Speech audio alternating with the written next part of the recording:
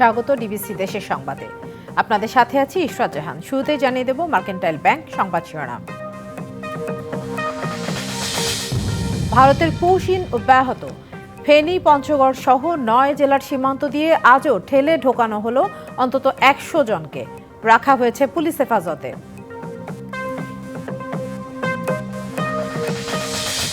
মানিকগঞ্জে হত্যা ও নাশকতার মামলায় সাবেক সংসদ সদস্য মমতাজ বেগম 6 দিনের রিমান্ডে।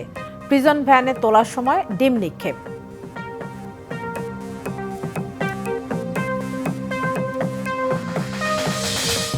দুর্নীতিতে ডুবে ছিলেন বরিশালের সাবেক মেয়র সাদিক আব্দুল্লাহ।